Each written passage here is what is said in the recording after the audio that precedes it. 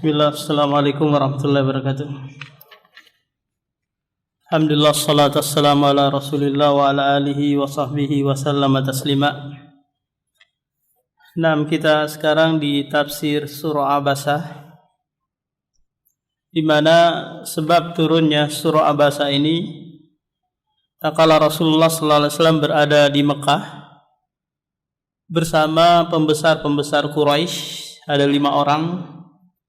Yang pertama adalah Syaibah ibnu Utbah, kemudian Syaibah bin Rabi'ah, Utbah bin Syaibah, Abu Jahal, kemudian Al-Abbas ibnu Abdul Muthalib, dan Umayyah bin Khalaf. Kelima-limanya ini adalah pembesar orang musyrik yang belum masuk ke dalam agama Islam. Rasulullah duduk bersama mereka, ingin mengajak mereka masuk ke dalam Islam. Kemudian datang seorang sahabat yang bernama Abdullah ibnu Ummi Maktum, sahabiyun a'ma, sahabat yang buta, memanggil Rasulullah, "Ya Rasulullah, akri'ni wa alimni mimma 'allamakallah." Wahai Rasulullah, bacakanlah kepadaku dan ajarkanlah apa yang Allah telah ajarkan kepadamu. Di mana si Abdullah ini datang untuk minta apa, Pak? Pengajaran. Sementara Rasulullah berpaling darinya sambil bermuka masam, tidak menghiraukan seruannya. Akhirnya apa? Allah Subhanahu wa taala menurunkan surah ini untuk menegur sikap Rasulullah sallallahu alaihi wasallam kepada orang yang datang minta pengajaran. Padahal Rasulullah tujuannya baik. Apa itu tujuannya? Tujuannya kalau pembesar-pembesar musyrik ini mau menerima Islam, maka nanti pengikutnya, kaumnya lebih mudah lagi. Untuk apa? Mereka masuk ke dalam Islam. Sementara engkau, wahai Abdullah, sudah masuk ke dalam Islam. Kapan saja engkau minta pengajaran bisa di kesempatan yang lain. Paham?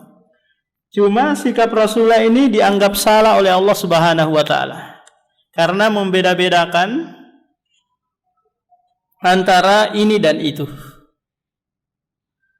Akhirnya Allah Subhanahu wa taala menurunkan surah Abasa ini, terdiri dari 42 ayat sebagai bentuk teguran terhadap sikap Rasulullah yang bermuka masam dan berpaling dari Abdullah ibnu Maktum. Setelah turunnya surah ini, Pak, Rasulullah itu tidak marah kepada Abdullah. Justru dia senang.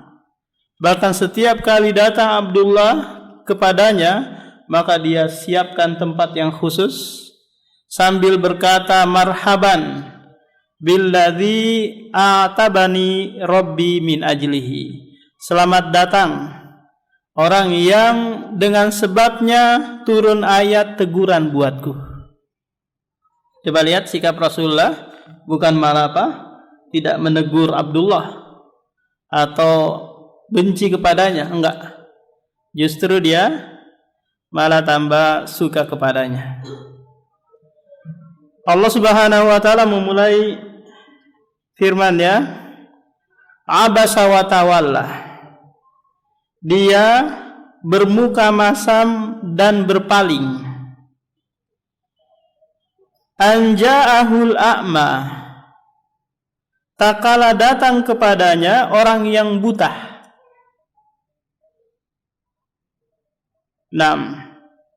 Allah Subhanahu wa taala tidak mengkhitab langsung Nabi Muhammad, tapi menggunakan apa? Kata ganti orang ketiga, yaitu dia. Menunjukkan bahwa kesalahan Rasulullah ini bukan murni kesalahan, tapi itu apa? Dari ijtihad, pemikiran dia. Bahwa perbuatannya ini tidak salah menurut dia. Sehingga Allah pun menegurnya dengan lemah lembut. Jadi Rasulullah sallallahu alaihi wasallam pun manusia sama dengan yang lain, yang dia terkadang salah. Cuma bedanya kita dengan Rasulullah, Pak, kalau Rasulullah itu ketika salah langsung turun teguran.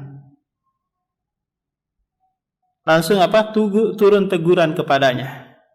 Seperti tak kala Rasulullah mengharamkan dirinya untuk mendekati istri-istrinya, padahal itu halal kan baginya. Turun ayat dalam surah At-Tahrim, ya ayyuhan nabiyyu lima tuharrimu ma ahallallahu lak.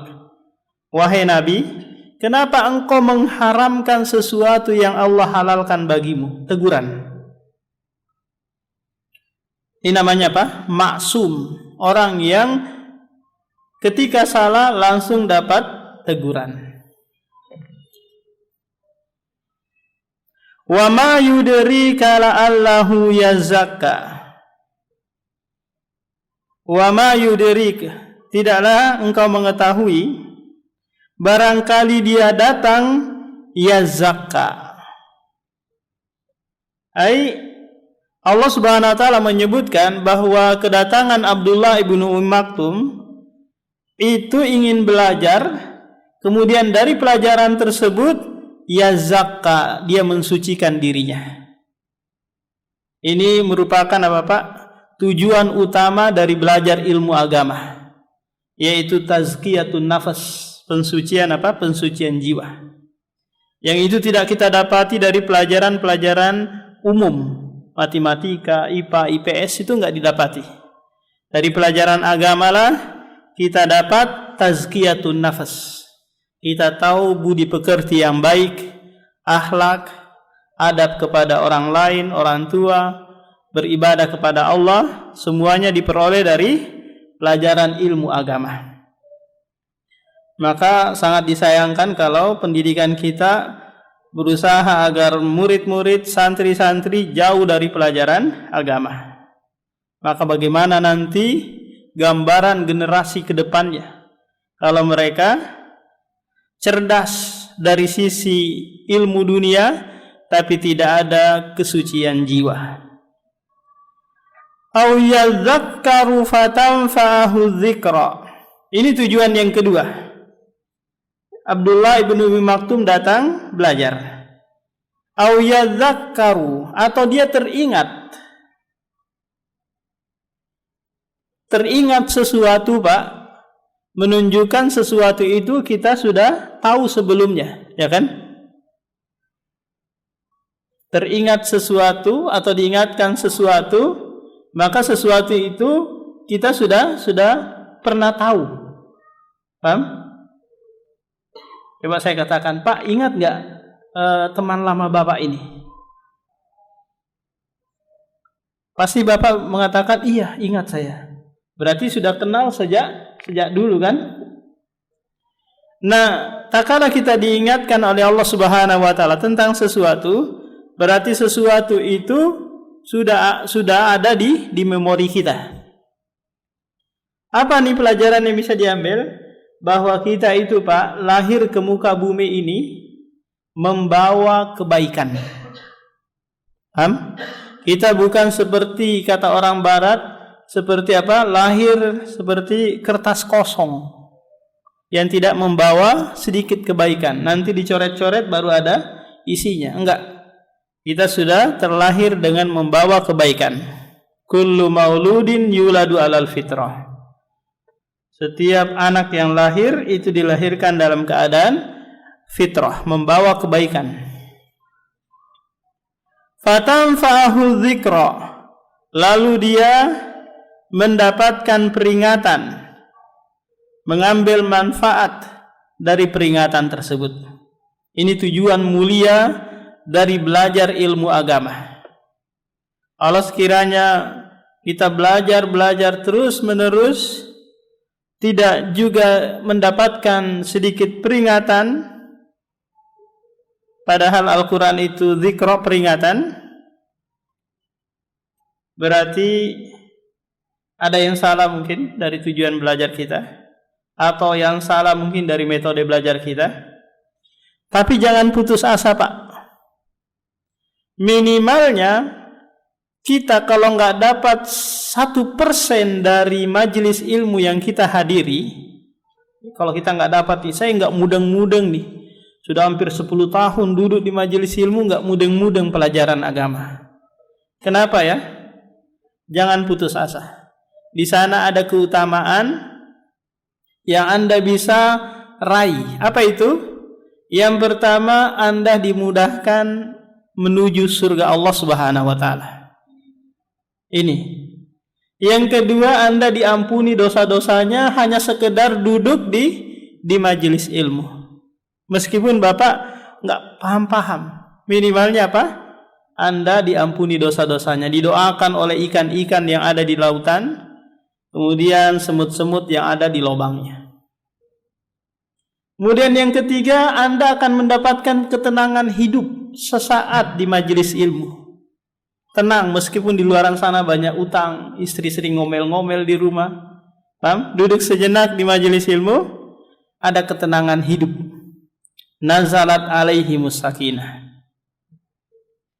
Kalau ada seorang kakek-kakek datang kepada ulama, wahai ulama, saya itu sudah puluhan tahun duduk di majelis ilmu, tapi saya nggak paham-paham pelajaran.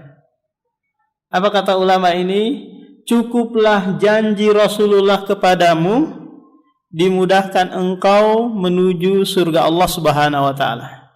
Bukankah Rasulullah bersabda, "Man salaka tariqan yaltamisuhu fihi ilman, sahhalallahu lahu bihi tariqan ilal jannah." Barang siapa yang menempuh suatu jalan, lantas dengan perjalanannya itu dia untuk belajar. Rasulullah di sini enggak mengikat harus dapat 100%, 10%, 5%, enggak. Pokoknya duduk saja, insya Allah akan dimudahkan meraih surga Allah Subhanahu wa taala. Amma man istagna fa anta lahu tasadda. Adapun orang yang merasa cukup, siapa ini? Orang-orang pembesar kaum musyrikin tadi, ada 5 orang tadi.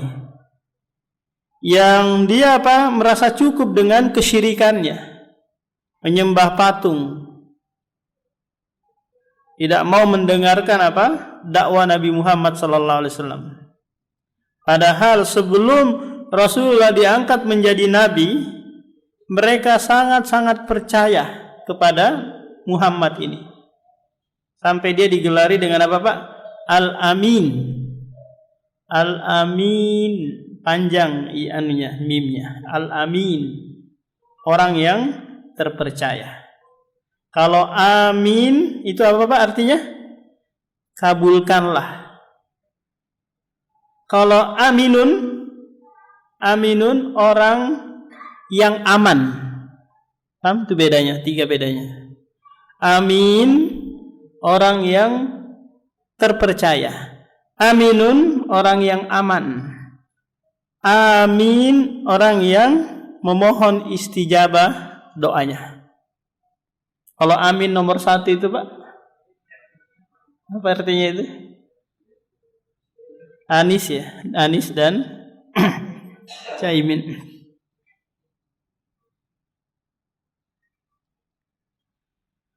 Fa'anta lahu tasadda, engkau sibuk kepadanya, lebih melayani orang-orang musyrik tersebut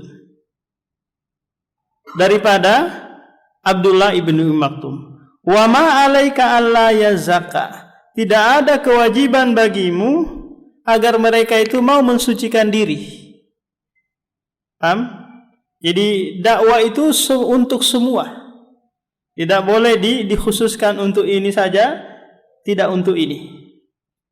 Kalaupun mereka tidak mensucikan diri, tidak mau menerima pengajaran, engkau juga tidak berdosa. Karena la ikraha fiddin, tidak ada paksaan dalam agama. Wa amma man ja'aka yas'a wa huwa yakhsha. Adapun orang yang datang yas'a, berusaha dengan keras, wa huwa yakhsha, sementara dia ingin mendapatkan rasa takut. Ini juga tujuan dari menuntut ilmu, Pak. Yang pertama Pak tadi apa? Tujuannya adalah tazkiyah. Yang kedua mendapatkan pelajaran. Kemudian yang ketiga muncul rasa takut. Muncul apa? Rasa takut. Kalau seseorang itu takut kepada preman gitu, Pak, kira-kira apa sikap yang akan dia lakukan? Kalau dia takut nih kepada preman yang paling sadis, maka dia nggak berani sedikit pun tidak taat terhadap perintah preman tersebut kan ya. Apa yang dia larang dia tinggalkan, apa yang dia perintahkan dia kerjakan. Kenapa? Karena ini muncul dari rasa takut. Nah, demikianlah seorang mukmin, dia belajar ilmu agama agar rasa takutnya muncul atau tumbuh, sehingga dimanapun dia berada, dia akan tetap beribadah kepada Allah Subhanahu wa taala. Di mana apapun keadaan dan kondisinya, dia takut untuk korupsi, untuk berkhianat. Kenapa? Karena dia takut kepada Rabb-nya.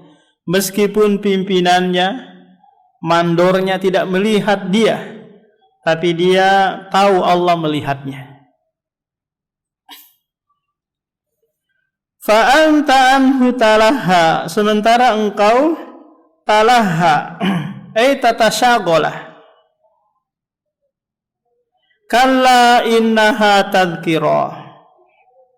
Kemudian Allah Subhanahu wa taala berfirman, sekali-kali tidak.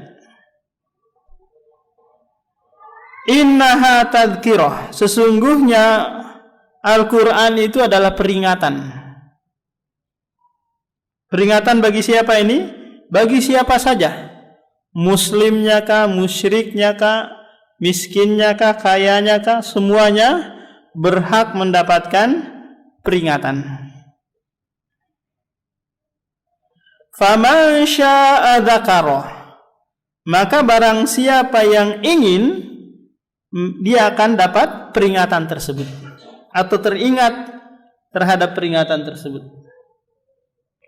Di sini Allah Subhanahu wa taala menyebutkan di ayat yang ke-12 ini bahwa kita semua ini, Pak, punya pilihan. Allah menyebutkan kita semua ini apa? Punya pilihan. Hidup ini adalah pilihan. Silahkan mau menerima peringatan atau berpaling dari peringatan, mau bahagia atau mau sengsara, terserah antum, terserah Bapak. Paham? Al-Quran hanya mengingatkan, Rasulullah juga demikian. Tapi ada di kalangan manusia yang mau mengambil, ada juga yang tidak. Nah, sehingga nanti karena manusia punya pilihan, Pak, dari pilihan itu mereka mengambil sikap dan perbuatan. Ada yang taat, ada yang maksiat, ada yang iman, ada yang kufur. Kira-kira kalau seseorang memilih kekufuran, memilih kemaksiatan, apakah itu takdir Allah Subhanahu wa taala? Pak Batiar? Tidak, bukan takdir Allah. Jadi takdir siapa, Pak? Takdir iblis. Takdir itu adalah ketentuan. Jadi apapun pilihan manusia, mau dia ngambil yang buruk atau yang baik, itu semua takdir Allah Subhanahu wa taala. Cuma takdir atau masyiah itu terbagi menjadi dua. Ada yang sifatnya kauniyah, terjadi tapi belum tentu diridhoi oleh Allah. Dalam artian kekufuran kan gak diridhoi oleh Allah, kemaksiatan juga demikian. Nah, ini terjadi tapi tidak diridhoi oleh Allah. Lantas kok bisa ada perbuatan tapi tidak diridhoi? Iya, itu semua ada hikmah di baliknya. Coba bayangkan, Pak, kalau di balik papan ini semuanya orang beriman semua, orang yang rajin sholat semuanya, kira-kira enak nggak tinggal di balik papan? Nggak ada yang dinasihatin lagi kan? Nggak ada yang ditegur, paham? Nggak ada yang ngeyelan, semuanya baik-baik. Tapi Masya Allah, di balik papan ada yang kufur, ada yang taat, ada macam-macam. Begitulah suasana kehidupan. Kalau semuanya baik, sebentar Allah Subhanahu wa taala ganti. Kemudian datangkan kaum lagi yang dia baik buruk dan seterusnya seperti itu. Jadi enggak ada orang itu Pak baik terus sampai meninggal. Pasti ada masa-masa dia tergelincir, terjatuh, kemudian kembali lagi. Karena kita adalah manusia yang tidak luput dari kesalahan. Fi suhufim mukarramah. Fi suhufim mukarramah, bahwa peringatan yang datang dari Allah itu terdapat di suhuf. Suhuf ini adalah lembaran-lembaran, apakah itu ada pada Al-Quran, Taurat, Injil, Zabur, suhuf Ibrahim dan suhuf Musa. Ini semua ada di lembaran-lembaran tersebut. Yang dia mukarramah, marfu'atim mutahharah. Marfu'ah maknanya adalah kitab suci tersebut haruslah diangkat dan disucikan. Ini pelajaran kepada kita bahwa Al-Quran itu haruslah posisinya di paling atas. Nggak boleh ada sesuatu yang menindisnya. Contoh kalau ada rak-rak kita gitu Pak, maka Al-Quran posisinya paling atas. Nggak boleh ditindis sama buku komik, buku-buku yang lain. Kalau ketemu Al-Quran dengan tafsir, maka tafsirnya itu di bawah, kemudian Al-Qurannya di atas. Kalau tafsir ketemu buku hadis, maka buku tafsirnya di atas, buku hadisnya di bawah. Jadi Al-Quran harus marfu'ah, harus posisinya di atas. Mutahharah, lagi disucikan. Jadi Al-Quran, apakah yang ada di tangan malaikat atau yang ada di suhuf, yang ada di di Lauhul Mahfuz, semuanya mutahharah. Yang jadi masalah sekarang adalah orang yang memegang Al-Quran, apakah disyaratkan harus bersuci ataukah tidak? Ini kembali kepada permasalahan hadis Rasulullah, la yamassuhu illa thahirun. Tidak boleh ada yang menyentuh Al-Quran kecuali bersuci. Nah, kalau hadis ini sahih, maka disyaratkan bagi mereka yang mau memegang Al-Quran, membaca Al-Quran harus apa Pak? Wudu terlebih dahulu. Nah, kalau sekiranya hadis ini dhaif, karena memang berselisih para ulama tentang hadis ini, kalau mereka yang menganggap dhaif, maka tidak mensyaratkan orang yang baca Al-Quran itu harus suci terlebih dahulu. Adapun firman Allah di dalam Al-Quran, la yamassuhu illal mutahharun, tidak ada yang boleh menyentuhnya kecuali orang yang disucikan. Makna yang orang yang disucikan di sini adalah malaikat, bukan manusia. Dan Al-Qur'annya juga bukan yang ada di dunia ini, tapi yang ada di Lauhul Mahfuz. Bi aidi safaroh. Bi aidi safaroh, di tangan malaikat. Kiromin baroroh. Kiromin ini maknanya adalah muti'in, baroroh, lagi baik.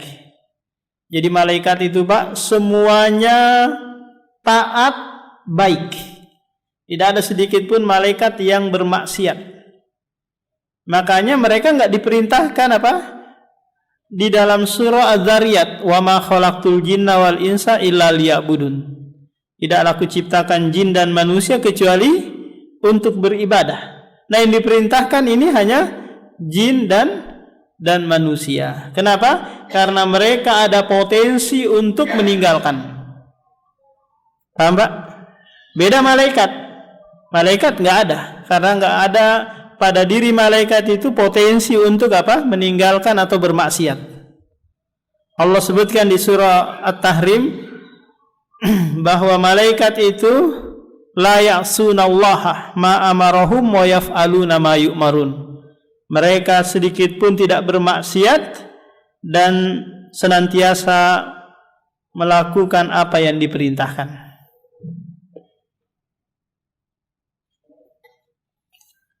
Nah, terkadang ada suatu masalah disebutkan di YouTube itu, apakah malaikat itu dicabut oleh malakul maut juga nyawanya? Mereka memunculkan permasalahan ini ya. Malaikat bagaimana dicabut nyawanya? Apakah dia dicabut juga seperti manusia? Maka jawabannya, Anda memunculkan permasalahan ini kalau Anda tahu bahwa malaikat itu punya nyawa. Ya kan? Punya nyawa seperti apa? Manusia. Punya ruh yang dicabut. Karena ini permasalahan yang gaib, kita tidak boleh berdalam-dalam di dalamnya. Yang intinya bahwa malaikat itu adalah makhluk Allah yang semuanya baik. Diciptakan dari cahaya, ditugaskan oleh Allah Subhanahu wa taala dengan tugas yang berbagai macam. Seandainya mereka tidak ada, maka alam semesta ini tetap teratur sedemikian rupa. Karena Allah Subhanahu wa taala tidak butuh kepada makhluknya. Kutilal insanu ma akfaroh. Celakalah manusia. Celakalah manusia. Apa yang menyebabkan manusia celaka? Ma akfaroh, betapa kufurnya dia. Betapa kufurnya manusia. Allah Subhanahu wa taala mengabarkan sebagian kondisi manusia, ada yang kufur kepada Allah Subhanahu wa taala. Padahal yang menciptakan mereka adalah Allah, yang mengatur kehidupannya, memberikan nikmat kepadanya, mewafatkan mereka. Itu adalah Allah Subhanahu wa taala. Lantas kenapa mereka kufur? Maka jawabannya orang tua mungkin. Yang kedua lingkungan mungkin yang menyebabkan dia seperti itu. Atau belum sampai ilmu, atau belum ada hidayah. Sehingga mereka kufur. Betapa banyak orang-orang di Eropa sana belum mengenal dakwah Islam, belum sampai kebenaran kepada mereka. Sehingga mereka tetap berada pada kekufurannya. Min ayyi syai'in khalaqah. Dari sesuatu apakah mereka diciptakan? Dari sesuatu apakah mereka diciptakan? Maka Allah jawab sendiri di ayat setelahnya. Min nutfatin khalaqahu faqaddara. Dia menciptakan manusia dari nutfah, setetes mani. Dari setetes Setetes mani. Yang Allah sebutkan mani ini merupakan mimma immahin, dari air yang hina. Tapi manusia tidak hina. Walaqad karramna bani Adam. Sungguh kami telah memuliakan anak Adam. Walaqad khalaqnal insana fi ahsani taqwim. Sungguh kami telah menciptakan manusia dengan sebaik-baik bentuk. Jadi Allah Subhanahu wa taala menciptakan kita min nutfah, dari setetes mani. Kemudian Allah gabungkan dengan ovum, kemudian masukkan ke dalam rahim. Kemudian setelah itu jadilah segumpal darah. Dari segumpal darah ini lengket di dinding rahim. Kayak lintah itu Nah, digigit lintah atau berobat dengan lintah, dia lengket kan? Kemudian setelah itu Allah ciptakan lagi tulang dari daging tersebut. kemudian tulang dibungkus menjadi apa? Menjadi daging. Bungkus apa? Oleh daging. Setelah itu apa? Allah ciptakan bentuk manusia. Ini adalah proses embrio, perkembangan embrio yang Allah sebutkan di dalam Al-Quran Al-Karim. Jadi Allah Subhanahu wa taala menciptakan kita dari sesuatu yang tidak ada. Kemudian kita menjadi ada.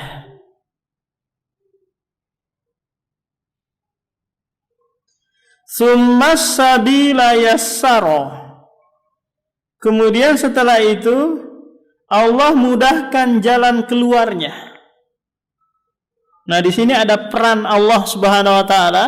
Tak kala si janin tersebut sudah sampai HPL-nya, hari perkiraan lahir, maka dia berikan kemudahan si janin ini, bayi ini keluar. Padahal lubangnya sangat kecil.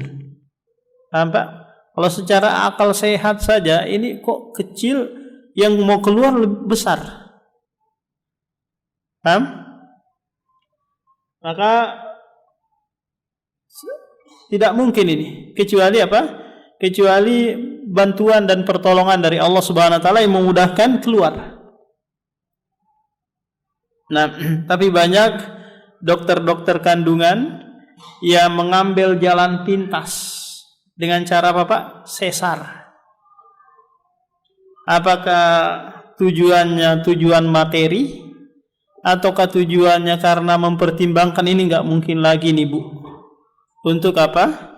Untuk normal. Ini harus cepat mungkin apa? Disesar. Karena kalau normal kemungkinan akan ibunya meninggal atau janinnya yang meninggal. Nah, kalau seperti ini adanya kemungkinan mempertimbangkan antara mudarat dan maslahat, maka udah diambil jalan sesar. Tapi kalau tiba-tiba baru masuk, oh ya ini harus sesar ini. Paham? Karena pertimbangan materi, karena kalau sesar biayanya besar gitu, sementara normal gratis, apalagi kalau BPJS kan Pak ya. BPJS gratis. Ya sudah. Mereka lebih menganjurkan untuk disesar. Padahal Allah menjanjikan ini, summas sabila yassara. Kemudian dia yang memudahkan jalan keluarnya. Summa amatahu faqabarah. Kemudian setelah itu dia juga yang mewafatkan. Menunjukkan Pak, kalau ada bayi yang keluar, lahir ke muka bumi ini, ada yang langsung meninggal, ada yang hidup beberapa saat gitu terus meninggal, ada yang bertahun-tahun hidup di dunia terus meninggal. Semuanya Allah Subhanahu wa taala yang menentukan. Tidak boleh kita memberikan patokan bahwa yang mati itu nanti pas tua-tua. Yang umur 60 lebih sedikit, 60 lebih 63 ini nanti jatahnya meninggal. Nggak bisa dipatok seperti itu. Sehingga mereka yang muda-mudanya masih bermaksiat menganggap nanti tua aja deh, baru saya bertobat kepada Allah Subhanahu wa taala. Padahal daun itu kadang ada yang tua, ada yang muda, yang gugur ke bumi. Summa amatahu faqabarah.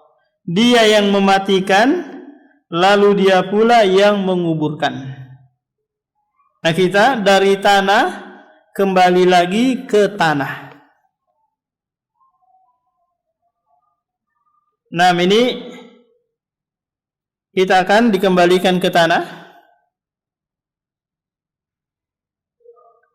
Summa idza syaa'a ansyarah. Kemudian setelah itu apabila dia ingin, ansyara ini maknanya adalah menggiring manusia yang dibangkitkan dari alam barzah menuju padang mahsyar dalam keadaan berkelompok-kelompok menuju padang mahsyar dalam kondisi telanjang, tidak beralas kaki dan tidak bersunat. Sebagaimana dia lahir ke bumi, begitulah kondisinya dia menuju padang mahsyar. Kalla lamma yaqdi ma amarah. Di ayat 23 ini Pak, Allah Subhanahu wa taala mengabarkan kepada kita bahwa kita ini manusia lamma yaqdi ma amarah, belum menunaikan perintah. Belum menunaikan semua perintah Allah Subhanahu wa taala. Makanya kita selesai ibadah itu Pak, dianjurkan beristighfar. Seakan-akan apa? Kita ini punya kesalahan, ada yang kurang yang kita kerjakan. Astagfirullah, astagfirullah. Selesai puasa, selesai haji, selesai sholat, perintahkan istighfar. Meskipun kita dari sejak lahir gitu Pak sampai meninggal kita sujud terus kepada Allah, ibadah terus kepada Allah, itu belum memenuhi semua perintah Allah Subhanahu wa taala. Nah, akan tetapi yang diinginkan oleh Allah Subhanahu wa taala adalah usaha kita. Usaha kita untuk apa? Untuk menjadi hamba yang taat sampai meninggal dunia. Karena kata Rasulullah, ahabbul a'mali ilallahi adwamuha wa in qalla. Amalan yang paling dicintai oleh Allah adalah continue, istiqomah, meskipun itu sedikit. Usaha yang kita lakukan. Allah tidak melihat banyaknya amalan, tapi apa yang dilihat adalah continue. Karena seseorang itu dilihat dari khawatimuhu, penutupnya. Boleh jadi Pak, sekarang kita ini taat, tapi kita nggak tahu nih di penghujung akhir hayat kita nanti seperti ini atau enggak. Karena Allah Subhanahu wa taala memberikan perumpamaan yang indah tentang kondisi orang mukmin Pak, yang dia taat beribadah semasa hidupnya, ternyata di penghujung akhir hayatnya dia bermaksiat kepada Allah. Allah perumpamakan hal itu di surah Al-Baqarah ayat 266, yang Allah gambarkan seperti seseorang kakek-kakek yang dia memiliki kebun yang luas. Di kebun ini banyak buah-buahan, ada korma, ada anggur, banyak buah-buahannya. Cuma si kakek ini, si pemilik kebun ini, anaknya itu masih kecil-kecil. Paham Pak? Masih kecil-kecil. Kemudian kebun korma tersebut tertimpa badai yang disertai dengan api, lantas membakar seluruh kebun. Lantas apa Pak? Membakar seluruh kebun. Sementara kakek ini sudah tua, anaknya masih kecil-kecil. Kira-kira mampu nggak dia membangun lagi kembali? Kan nggak mampu ya, anaknya kan masih kecil-kecil. Kemudian setelah itu dia tidak bisa berbuat apa-apa lagi. Umar bin Khattab bingung terhadap ayat ini. Ayat ini dimaksudkan untuk siapa? Akhirnya mengumpulkan sahabat-sahabat Rasulullah untuk menanyakan ayat ini turun untuk siapa. Kata sahabat, Allahu a'lam. Marah Umar bin Khattab, bukan itu yang saya inginkan. Kalau Allahu a'lam itu pasti Allah sudah tahu. Yang saya inginkan kalian tahu atau tidak tahu. Akhirnya Abdullah bin Abbas, seorang sahabat yang masih muda gitu, berkata kepada Umar, wahai Umar, sesungguhnya aku punya tafsiran ayat tersebut. Sesungguhnya ayat itu turun bagi mereka yang melakukan ketaatan semasa hidupnya, kemudian di penghujung akhir hayatnya Allah mengutus syaitan kepadanya untuk menggodanya. Ternyata dia larut dalam godaan syaitan dan bermaksiat di akhir-akhir kehidupannya. Kemudian setelah itu apa? Dia terhapus seluruh kebaikan-kebaikannya. Nah, Sehingga Bapak, kita mohon terus kepada Allah Subhanahu wa taala agar diberikan kekokohan istiqomah hingga penghujung akhir hayat kita. Kata Rasulullah dalam hadis, wa inna ahadakum la ya'malu bi amali ahlil jannah hatta ma yakunu bainahu wa bainaha illa dhira'un fayasbiqu alaihi alkitab fayamalu bi amali ahlin nar fayadkhuluha. Sesungguhnya ada di antara kalian itu beramal dengan amalan ahli surga hingga antara dia dengan surga tinggal satu hasta lagi. Saking dekatnya dia, Pak. Akan tetapi takdir mendahulunya. Qadarullah di penghujung akhir hayatnya dia melakukan amalan ahli neraka. Akhirnya apa? Dia dimasukkan ke dalam neraka jahanam. Jadi kalla lamma yaqdima amarah. Allah memberikan kabar kepada kita bahwa kita ini belum menyempurnakan, belum menjalankan segala perintah-perintah Allah Subhanahu wa taala. Maka dari sini kita tidak boleh merasa ujub, bangga diri, merasa sombong, merendahkan yang lain. Wah, kamu dari mana aja nggak pernah kelihatan sholat jamaah? Aku loh setiap hari di sini sholat berjamaah. Aku loh di sini di shop pertama terus. Imam belum datang, saya sudah datang duluan. Kamu dari mana nggak pernah kelihatan? Paham? Jangan. Kita nggak tahu apakah kita seperti ini keadaannya ataukah berubah nanti di kemudian hari. Falyanzuril insanu ila ta'ami. Maka hendaklah manusia itu melihat makanan yang dia sedang makan. Coba bayangkan, Pak, kalau kita nanti pulang ke rumah, dihidangkan oleh istri kita makanan gitu, makan malam. Coba perhatikan makanan yang kita makan itu. Di sana ada nasi, ada lauk mungkin, ada buah-buahan. Apakah langsung begitu saja datang kayak di surga gitu? Semuanya melalui proses. Paham? Si petani yang menanam padi itu butuh waktu, butuh pupuk, butuh penyiraman air, butuh panen, kemudian hasil panennya nanti dijual ke pasar. Paham? Demikian juga lauk pauk, ikan yang kita beli, enggak langsung ada. Semuanya butuh proses. Si nelayan turun ke laut memancing, menangkap ikan, kemudian dijual di pasar. Kita datang membelinya. Kemudian dimasak oleh pembantu kita. Semuanya butuh proses. Tidak tidak ada yang instan. Semua itu ada campur tangan Allah Subhanahu wa taala. Maka dari sisi makanan yang dihidangkan saja itu menunjukkan kita fakir. Apa itu fakir? Fakir itu kita butuh nelayan, kita butuh petani, butuh pedagang, sehingga makanan itu ada di hadapan kita. Enggak ada satupun orang mengatakan saya enggak butuh semua, petani, nelayan dan yang lain, makanan bisa langsung datang. Enggak ada.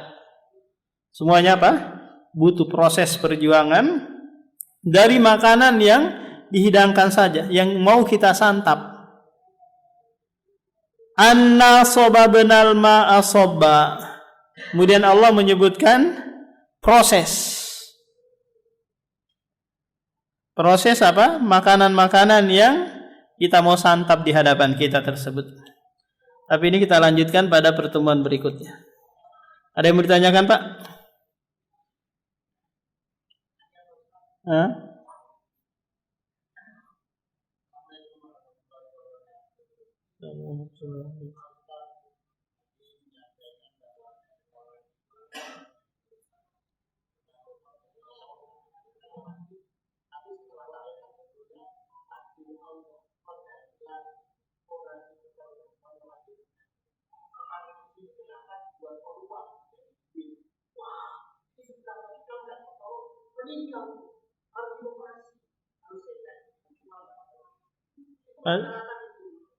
Nah, Sesar ya. Pertanyaannya Pak apa? Takdir tadi, tentang takdir. Iya. Jadi perempuan itu ketika dia hamil, kemudian Allah nanti takdirkan dia melahirkan dengan cara normal gitu, alami, enggak tanpa sesar, maka meskipun dokter mau dia apa namanya? Dia mau melakukan sesar, itu akan keluar dengan mudah. Karena itu tidak bisa dirubah. Tapi kalau sekiranya dokter mempertimbangkan dengan pertimbangan maslahat dan mudarat gitu, terus apa namanya, si dokter mengatakan sesar, kemudian disetujui juga oleh keluarga, oleh si ibu ini, udah sesar aja. Berarti memang takdirnya adalah sesar. Kayak gitu. Nah, takdirnya memang sudah apa Pak? Sudah akan mau disesar. Jadi enggak.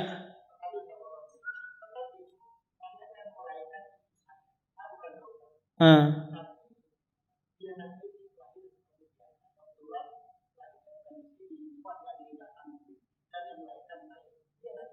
Hmm.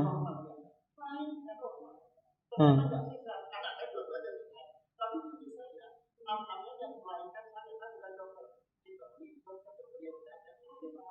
Iya.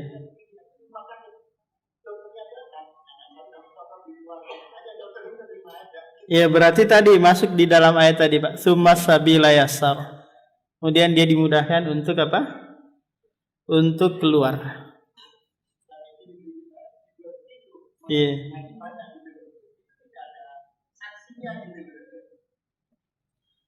Nah demikian Pak, subhanakallahumma wa bihamdika asyhadu an la ilaha illa anta astaghfiruka wa atubu ilaik. Assalamualaikum warahmatullahi wabarakatuh.